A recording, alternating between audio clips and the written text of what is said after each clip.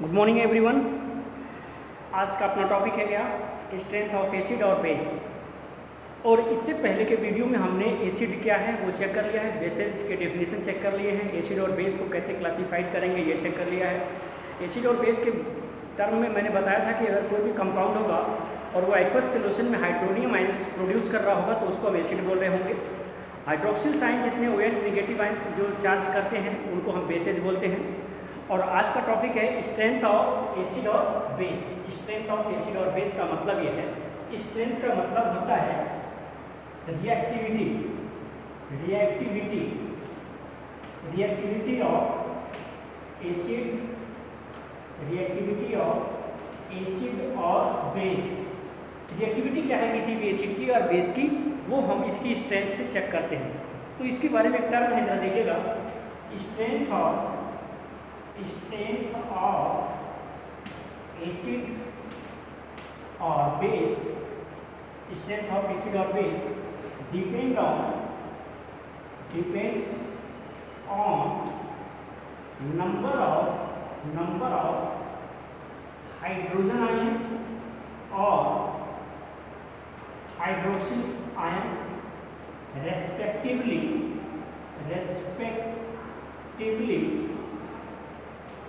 इन solutions के अंदर कोई भी कितना H+ आयन दे रहा है या कितना OH आयन दे रहा है वो उसकी स्ट्रेंथ को डिटरमाइन करता है। और अगर कोई भी एसिड होगी, ये मान लीजिए हमने ये एसिड लिया है, एक एसिड ये ले लिया, एक एसिड ये ले लिया, इस एसिड के पास में H+ आयन 3 है, इसके पास में H+ आयन 1 है, तो ज़्यादा एसिडिक कौन होगा? जिसके पास H+ आयन ज़्यादा होंगे। जिसके पास H+ आयंस कम होंगे वो लेस रिएक्टिव होगा।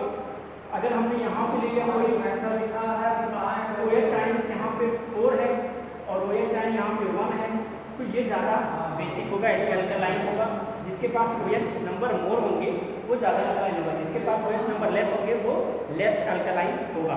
अब इसके बाद में यहाँ पे देखते हैं किसी की एसिडिटी या बेसिडिटी चेक कैसे करेंगे हम लोग, with the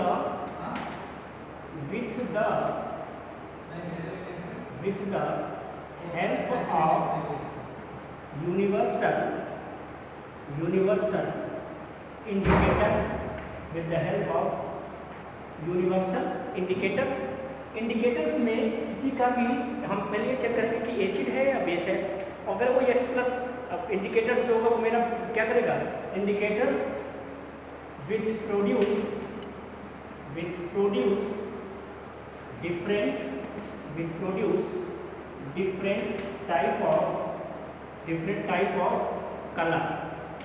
अगर किसी का एसिड और डिटरमाइन करना हो या बेस डिटरमाइन करना हो तो उसके लिए इंडिकेटर आपको बताया गया। इस इंडिकेटर में आपको बताया गया था कि ये 2 टाइप्स का होता है। एक तो होता है ये सिंथेटिक इंडिकेटर और एक होता है आपका नेचुरल इंडिकेटर। ये सिंथेटिक और नेचुरल इंडिकेटर आपको कंपटीशन में पूछा जाता है। सिंथेटिक इंडिकेटर बताइए, तो उसमें जो हम लेबोरेटरी के अंदर सिंथेसाइज करते हैं उनको सिंथेटिक इंडिकेटर बोलते हैं। उसका एग्जाम्पल हमने क्या दिया था आपको, मेथाइल ऑरेंज बताया था। उसके बाद में फेनोल्फथैलीन बताया था। ये तो नेचुरल था, नेचुरल इंडिकेटर था ये। और जब सिंथेटिक इंडिकेटर की बात आई थी तो वहाँ पर हमने बताया हुआ था, एक तो लाइकेन बताया था और साथ में हमने क्या बताया था, टर्मरिक बताया था। कि ये दोनों जो थे वो नेचुरल थे और सिंथेटिक के बारे में हमने ये बताया हुआ था। अब देखते हैं हम जो हमारा pH स्केल होती है वो क्या करती है।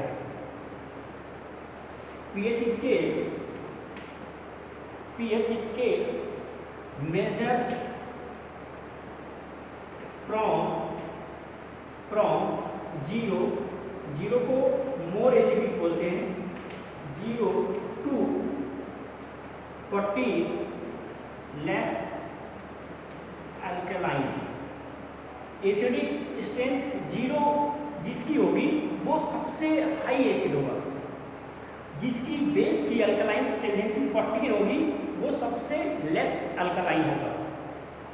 अब इसके साथ में वेरी अल्कलाइन होगा, ये हाईली अल्कलाइन होगा, टू वेरी अल्कलाइन। जिसकी एसिडिक स्ट्रेंथ 0 होगी वो सबसे ज़्यादा एसिडिक होगा और जिसकी स्ट्रेंथ 14 होगी वो हाईली क्या होगा, बेस होगा। अब एसिड और बेस के बारे में जरा पीएच का स्केल आपको दिखाया है, तो वो जरा आप चेक करिएगा। और ये पीएच स्केल पूछा जाता है आपसे, कुछ होते हैं हमारे पेट का क्या है, डाइजेस्टिव सिस्टम में कितने एसिड चाहिए होते हैं। तो यहाँ पर एक चार्ट दे रहा हूँ आपको, ये चार्ट आप लोग बनाइएगा। ये पीएच स्केल है और पीएच स्केल में यहाँ की डिजिट हमने ले लिया है 0। इस 0 पॉइंट को हम बोलते हैं न्यूट्रल पॉइंट, 7 बोलते हैं 7, इसको बोलते हैं हम लोग 7 न्यूट्रल पॉइंट इसको बोलते हैं। और न्यूट्रल पॉइंट जो होता है वो डिजिटल वाटर का होता है, डिस्टिल वाटर का होता है। किसी भी वाटर का जो पीएच होता है वो 7 होता है। इसके इधर की तरफ हम यहाँ पे स्केलिंग शुरू करते हैं, 0 to 1 2 3 4 5 6 7 हुआ, 8 9 10 11 12 13 और आगे लेके गए हम 14 प्रिंट कर दिए। अभी इस 7 की वैल्यू से यहाँ से शुरू करेंगे आप, जितना करीब आप 7 के जाएंगे वो लेस एसिडिक होता चला जाएगा। इधर का फ्लो अगर जा रहे हो आप 7 के करीब जा रहे हो, 0 से 7 के करीब जा रहे हो आप, जितने भी नियर बाई आप 7 के जाओगे उसकी एसिडिक स्ट्रेंथ लो होती चली जाएगी। और 7 से जितना ही आप दूर जाओगे वो हाई एसिडिक होती चली जाएगी, हाई एसिडिक होती चली जाएगी। इधर 7 से जितना दूर आप जाओगे वो मोर अल्कलाइन होता चला जाएगा, मोर अल्कलाइन। और इस 7 के जितना करीब आओगे आप, जितना करीब आओगे आप वो हो जाएगा लो अल्कलाइन। कहने का मतलब है कि 7 की जो वैल्यू न्यूट्रल पॉइंट है और इस 7 से जितना करीब आओगे आप वो हाई एसिडिक होगा। 7 से जितना आप इधर 7 से जितना करीब जाओगे वो तो हो जाएगा लेस एसिडिक। 7 से फिर जितना दूर आओगे इधर 0 की तरफ वो हाई एसिडिक हो जाएगा। इधर 7 से जितना दूर जाओगे आप मोर एल्कलाइन होगा, फिर जितना करीब आओगे आप लो एल्कलाइन हो जाएगा। अब किसी ने कहा यहाँ पे 2 कंटेनर हैं, बहुत ध्यान से देखिएगा, 2 कंटेनर हैं और दोनों के अंदर मुझे नहीं पता कौन सा एसिड रखा हुआ है। एक कंटेनर है, दूसरा कंटेनर भी, in which also acid, in which also acid. हमें पता है दोनों की पीएच वैल्यू, इसकी पीएच वैल्यू बताई गई है मेरे को 4 और इसकी पीएच वैल्यू बताई गई है मेरे को 6। पूछा किसी ने कि कौन सा ज़्यादा एसिडिक होगा, तो आपको इस चार्ट में जाना होगा। अगर आप 0 से 7 के जितना करीब जाओगे यानी कि 4 जाओगे तो ये 4 है, फिर कौन है 6 है। तो पहले 7 के नियर बाई डिजिट कौन है 6 है या 4 है, 6 है। तो जितना जाओगे ये 6 वाला जो होगा ये लेस एसिडिक होगा। और 7 से दूर कौन है ज़्यादा 4 है, तो ये क्या होगा हाई एसिडिक होगा। इन दोनों सॉल्यूशंस में एसिडिक स्ट्रेंथ अगर चेक करनी होगी आपको कि इसकी एसिड स्ट्रेंथ ज़्यादा होगी, इसकी एसिडिक स्ट्रेंथ कम होगी। इसी तरह से कुछ क्वेश्चंस यहाँ और भी दे रहा हूँ, ये देखिएगा 3 इस बार हमने दे रखे हैं, ए बी और सी। इसमें भी एसिड है, इसमें भी एसिड है और इसमें भी एसिड है। अब एसिडिक स्ट्रेंथ चेक करनी है मेरे को।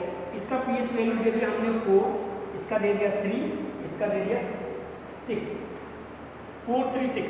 कौन हाई एसिडिक होगा, फर्स्ट नंबर पे कौन आएगा, तो ए है, बी है, सी है। अब 7 से हम क्या करते हैं, 7 से शुरू करते हैं काउंटिंग। 7 के जो दूर जाएगा यानी इधर की तरफ आएंगे तो हाई एसिडिक होगा, तो यानी कि 3 है ज़्यादा, तो जो ए होगा वो ज़्यादा एसिडिक होगा। उसके बाद में नंबर आएगा 4 का यानी कि बी, ये होगा इसके बाद एसिडिक। उसके बाद में कौन होगा, सी होगा।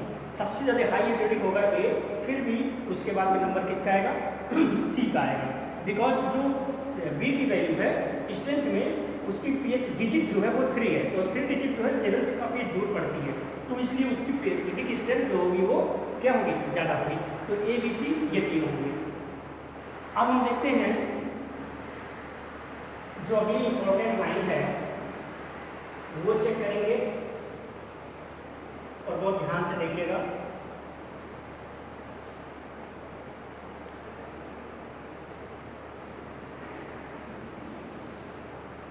इम्पोर्टेंस ऑफ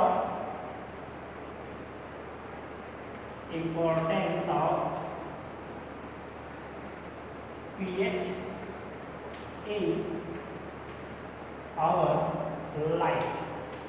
हमारी लाइफ में pH की क्या वैल्यू है या क्या इसका इम्पोर्टेंस है वो चेक करेंगे। सबसे पहला काम हम देखते हैं क्या, पहला इम्पोर्टेंस इन डाइजेशन। यहाँ से सवाल पूछा जाएगा आपको, कंपटीशन में भी आता है यहाँ से सवाल। इम्पोर्टेंस ऑफ डाइजेशन, इम्पोर्टेंस में डाइजेशन में इसका इम्पोर्टेंस है पीएच का, उसके पीछे का क्या रीजन है देखिएगा। रियलिटी में जो नेचुरल पीएच होता है, जो नेचुरल पीएच है डाइजेस्टिव सिस्टम का नेचुरल पीएच जो है वो 1.5 to 3 है। बट जैसे ही हम फूड इंटेक करेंगे तो हमारे जो फूड हम इंटेक करते हैं उस फूड को डाइजेस्ट होने के लिए भी पीएच की ज़रूरत पड़ती है, बिकॉज उनको ब्रेक करना पड़ता है फूड मटेरियल्स को, बिकॉज मेरे को एनर्जी चाहिए होती है, बिकॉज मेरे को वर्क प्ले करना है। तो जो नेचुरल पीएच है, हम कुछ भी खाए पिए नहीं हो, उस कंडीशन में जो हमारी बॉडी का पीएच होगा 1.5 to 3 है। बट जैसे ही हम फूड इंटेक करते हैं वो पीएच अराइज हो जाती है टिल 6 होती है। 6 तक हमारा डाइजेस्टिव सिस्टम अच्छे से वर्क करता है और हमारे फूड डाइजेस्टिव मटेरियल्स को क्या करता है, डाइजेस्ट करने में हेल्पफुल होता है। हेल्पफुल इन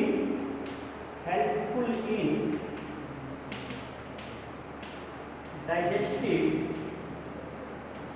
मटेरियल, जितने भी डाइजेस्टिव मटेरियल है उनको हेल्पफुल करता है टिल 6 pH तक की वैल्यू हमारे सिस्टम को एब्जॉर्ब कर सकती है।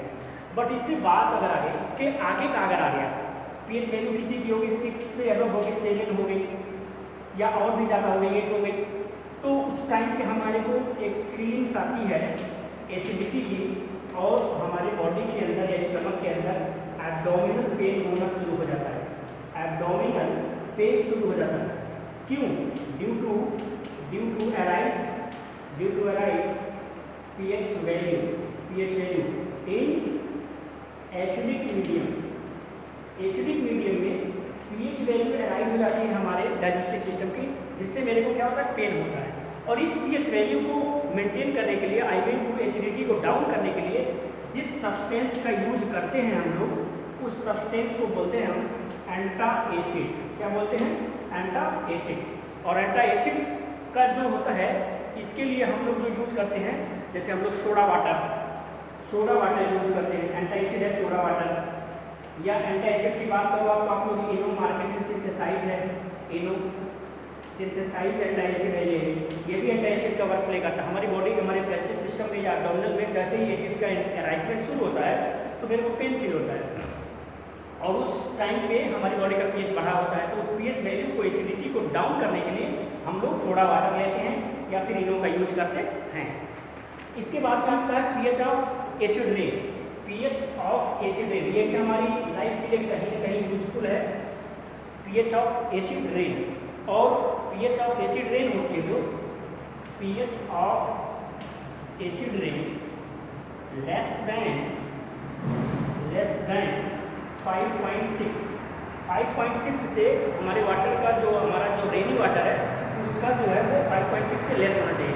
अगर ऐसा नहीं है तो जितनी भी वाटर लाइफ सर्वाइवल हैं, वाटर लाइफ सर्वाइवल का मतलब है, जैसे ताजमहल है, तो ताजमहल पर अगर एसिड रेन होगी, एसिड रेन के टाइम पर इसका कलर क्या होगा?